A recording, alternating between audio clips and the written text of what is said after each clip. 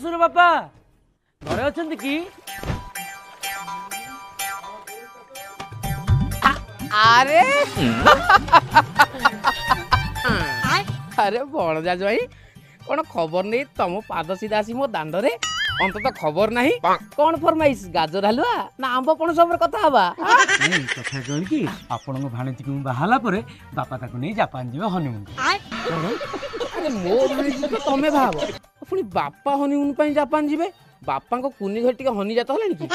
ନାଇଁ କଥା କଣ କି ବାପା ଆମକୁ ଏୟାରପୋର୍ଟ ପର୍ଯ୍ୟନ୍ତ ଯିବେ ଛାଡ଼ିବା ତାପରେ ଆପଣଙ୍କ ଭାଣିଜୀ ଆଉ ମୁଁ ସାଙ୍ଗ ହେଇକି ଆମେ ଜାପାନ ଯିବୁ। ମୁଁ କଣ କହୁଥିଲି କି ଆପଣ ଆମ ସାଙ୍ଗେ ଚାଲୁନାହାନ୍ତି ଜାପାନରେ ହନିମୁନ କରିକି ଆସିବେ।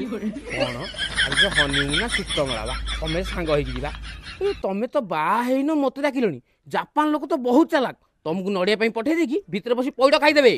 ଖାଆନ୍ତୁ ମୁଁ ତ ପଇଡ ଖାଏନି ମୁଁ ତ ବଡ ତାଳ ଖାଏ। ଘୋଡା ପିଅ ତମେ ନଡା ଚାଳ ନଡା ମତେ ଟିକେ ଖରାପ ଶୁଭିଲା ତ ମୁଁ ଖରାପ କହିଲି ନା ଛାଡ଼ନ୍ତୁ ଇଏ ମୁଁ କହୁଥିଲି କୋର୍ଟ ମ୍ୟାରେଜଟା ଆମେ ଜଲ୍ଦି କରିଦେବା ମାନେ ଜାପାନ ଯିବା ପାଇଁ ଅସୁବିଧା ହବ।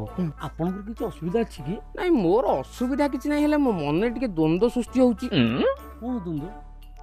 ତମେ ଯୋଉ ଜାପାନ ଯିବ ତେଲ ପଇସାଟା କିଏ ଦବ ତମେ ଦବ ନା ସିଏ ଦେବେ?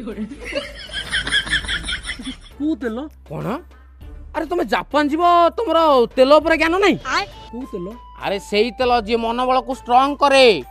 କୋଉ ମନୋବଳ? ଆରେ ସେଇ ମନୋବଳ ଯିଏ ବିନା ହାତ ଗୋଡରେ 24/7 ଅନର୍ଗଳ ପରିଶ୍ରମ କରେ। ସେଇ ଯୋଉ ନଣ୍ଡା ହେଇ ନକୁଟା ମ ସିଏ ତାହେଲେ ତେଲ ପଇସାଟା ଦେବେ?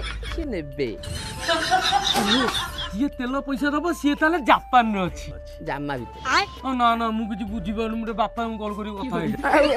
ନାଇଁ ନାଇଁ ଚାଲ ତେଲ ପଇସା ପଛେ ମୁଁ ଦେଇଦେବି ତମେ ଚାଲ କୋର୍ଟ ମ୍ୟାରେଜଟା ସାଥ ହେଲା।